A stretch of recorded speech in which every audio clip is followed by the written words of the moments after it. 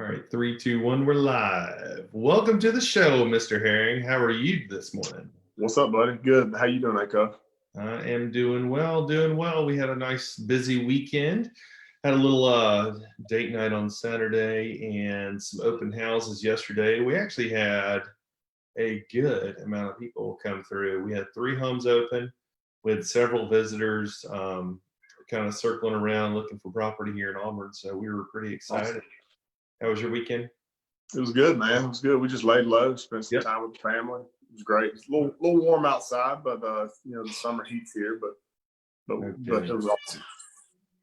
Yeah. So don't mind my background noise. It's the I love it. It's that mini T-Rex of yours that you're raising. I love it. She's sweet. Yeah, mini T-Rex, mini Lauren, mini Alex, whatever you want to call her. She's crazy. But anyways, I'm glad you came on today. I just wanted to kind of give a little bit of a market update. Just keep following up with as far as what's going on with home mortgages, what's going on with CMG, and how we can continue to help out folks in our community and how we can keep them up to date and knowledgeable about what's going on in our real estate market. So, from my end, just a quick snapshot.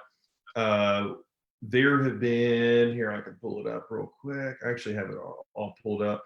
So let's take the bird's eye view. So year over year numbers, May to May, and this is like the real big indicator because I would say April and March are really just numbers that were started under contract in January, February, March. And so it's kind of a pre-COVID number, and now we're into the May data. And I thought this was actually pretty good. The demand, the sales are down 23% in Lee County as a whole, 23%. Okay. So, but get this. So the sales are down, which means there were less people buying. Inventory was only down 4%. So we actually still maintained a pretty high level of inventory with everything considered, I would say.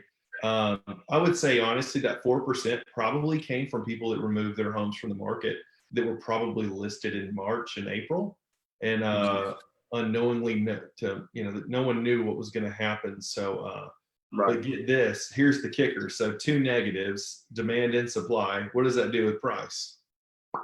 Yeah. So we had an 11% median sales price rise. So we saw the sales price in May go up 11% year over year. So that's May 2019 to May 2020, those comparison numbers. So that's 11% is actually a really good jump.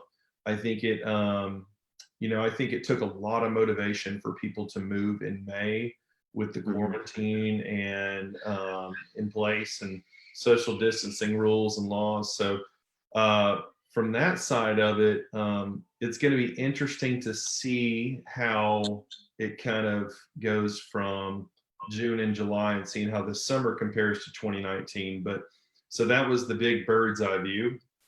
And then today, looking at the past week, just in our MLS, so a lot more dialed in, kind of your sniper look at Auburn-Opelika, Lee County in our MLS. We had 64 new listings. We had 76 pending, which is actually a really good number. So that number is actually really kind of leveled off over the past month. But solds were down to 58. So solds were upwards of between 80 and to 100 every week. I've been tracking it from basically the beginning of COVID to now. And sales have actually been up like 80 to 100, and now they just dropped to just below 60. So kind of an interesting time in the market from the sales side. What are you guys seeing on your end, Will? Man, we are wide open. We feel like our purchase business, our numbers in May are really in line with where they were in 2019 on the purchase side of things. You throw in the rates being so low, about 50% of our volume has been the refinance business, at least in the month of May. In March and April, I would say we were probably just north of 50-50, leaning toward the refis. So what I've found with my clients that now that I've been in it 5 or 6 years, have taken care of a few hundred clients, just reaching out to them and letting them know that rates are where they are. It's a good idea for just about everybody to take advantage of these low rates in some way, form, or fashion. And the obvious way is if you're in your house and you see yourself being in this house for the next several years, so let's do a mortgage checkup. And what that means is we look at your current mortgage setup, your interest cost every month, every year, and we look at what it would cost to do a refinance. There are closing costs, okay?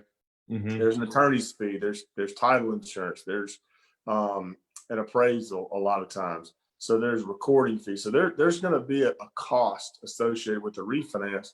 And you want to make sure you're going to live in that house beyond recouping those costs. And for most people that's justifiable, they're getting that money back in between 1.5 years to 2.5 years. And they're seeing themselves live in this house for the next 4, 5, 10 years. So they're setting themselves up to save money beyond that break-even point. Okay. And one way to really snowball those savings is if you're comfortable with your current payment, you lower the interest rate and you keep making the same payment. That overage that you're paying is pounding the principal, and you'd be shocked at how much savings, how many years you're knocking off that mortgage. So somebody that might be 2 years into their mortgage and we refinance it, yes, it resets it to 30 years. All right. But if they're comfortable with that payment and they make that payment that they've been making, a lot of times they're paying this thing off in 20, 21 years by doing nothing other than refinancing. So they've netted saving 7 or 8 years on their mortgage, and you do the math, and many people are saving 6 figures, north of $100,000. So that's one scenario. Is a lot of our clients are seeing the need to refinance, but then a lot of clients have reached out to me and said, "Will, we were planning on moving in a year, but we don't know where interest rates are going to be in a year. We want to go ahead and make the move now." I mean, you just mentioned that prices are up 11%, so they want to go ahead and list their house, get premium dollar for their house. Mm-hmm. Now, yeah, they're gonna move from one house to another in a market that's pretty equal, or that's risen, but they're taking advantage of rates now that are in the 2s, not in the 4s or 5s when they got in. So you're getting locked in on a 30-year fixed rate in the 2s. Now is a good time if you're thinking about buying in the next couple of years to really strongly consider it. Okay. So where is the where do you guide people in telling them kind of where's the cutoff point? Like, how does someone? I know you guys do the whole mortgage checkup, but like, from your perspective, what is the snapshot to tell someone to say, this is how we know whether you should probably refinance or not? Like, where do you fall? What I found is if you're not getting your money back in less than 3 years, then you're in really good shape. Okay. Yeah. I've had people call me, I refinanced them when rates went from 5 and an 8 down to 2.87, down to 3.875, and we refinanced them. And yeah, we could refinance them again and they get their money back in 3.5, 4 years. And to me, I just think that's a long time. I think they've got a really good rate at 3.875 or 3.75. Mm-hmm. And so, but honestly, like, everyone's different. Like, my job is to lay out the numbers and to give them my opinion. But some people, they feel strongly that they're going to be in this house for the next, 10 or 20 years. And they want to go ahead. They don't care if they're getting their money back in 3 years. But most of the time, that sweet spot is you want to get your money back in under 3 years. And right now, most people are getting it back in under 2. Yeah, I think a lot of people are looking at, they can get their money back in 3 years. And then honestly, what you said that kind of surprised me is when you can knock 6 to 8 years off of paying off your home if you're planning on staying in it. I think that's huge. So yeah. Well, as soon as you said that, I was kind of like, oh, hey, it's actually not a bad idea, because for example, I mean, the house that I'm in right now, I plan on keeping this house throughout the life of however long I can own it. Hmm. So yeah, like if someone lives in their primary residence, wants to focus on, like, to me, this is more of a move up home, but it's going to be a forever home for us as far as possibly a rental or something down the road. So running Right. from our primary residence to possibly a rental and having the opportunity to pay it off a little earlier, maybe cash flow it a little, maybe take a little less cash flow up front to pay it off a little faster would be nice. So Yep. I think that would actually be really, really helpful, really helpful. But yeah. We've got a lot of clients. I've got 5 or 6 I can think of, Acuff, that like you, they're in the first 5 or 10 years of their professional career, and that Mhm. first starter home Yeah. or second starter home is like what you and Lauren have done, and that's, get into a home, get the financing on it. For folks that don't know, the interest rate on a primary residence is a whole lot less than an investment property. So Mhm. rather than being in the mid to upper 4%, you get in at the 2s, you live in it for a couple years, and then when you grow out of it, or you just decide, hey, I want to rent this thing out and move into the next house, and you do that every couple years, you wake up, 10 years from now, and you've got 4 or 5 rentals, and they're on their rates are much more competitive than they would be if it was an investment property. So what you're doing is definitely wise, and we've got quite a few clients taking advantage of the same thing. Yeah, I think it's a wise consideration considering kind of our times that we live in now.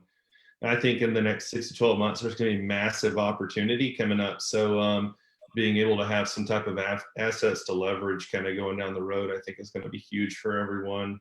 I think there's going to be some big opportunities, but I all those numbers, they kind of doom and gloomed on the demand and supply end, but in reality, we're busier than ever. We're busier than just as busy, if not more than last year of July. So did we see the intensity of post Independence Day, post 4th of July? Not as much, but if you're an agent and you're actively working in your business every day, you're busy. You're real busy. So there's plenty of people out there that are still looking, still buying, still selling. So we believe there's just a humongous opportunity right now still. And, everyone's focused on getting in before school, whether it's going to be homeschooling from a new school, your new school is your home, or, and we may have to get into that in another conversation. Oh Lord. Oh man, Don't get my wife started on that. We have a whole new respect for our teachers. We love them to death and pray that we get to go back to school here in the fall. I know. I was talking to literally a client yesterday that was telling me, I was like, I'm very fortunate that I don't have one old enough to be in school right now. But I feel like if I had a teenager, I'd probably let them make the decision whether they want to go back or not, because I think it's such a pivotal time in their development stage, just depending on who Right. they are. But anyways, not to digress, but I'm going to cut us off here. I think that's a good update for everyone. A little bit of knowledge about some potential refis or knowing when to sell. Everybody, if you have any more questions, you can gladly put them in the comments. Me and will get to them. Maybe we can address them on the next one if you have another question. Or you can reach out to me. You can just send me a text and let me know if you want to talk. You can reach me at 706-527-7048 for any real estate needs. And for Mr. Herring here, we'll go ahead and give them your phone number or however you'd like for people to reach out if they have any questions. Yeah, y'all can call me anytime if you have questions. Want me to run some numbers, whether it's looking to buy a house or refinance your current mortgage. My number's 334-707-6999. Would love to hear from you. Cool. Well, Will, thanks for coming on this morning, and go have a great week in mortgage. You too, buddy. All right, man. See We'll ya. talk soon.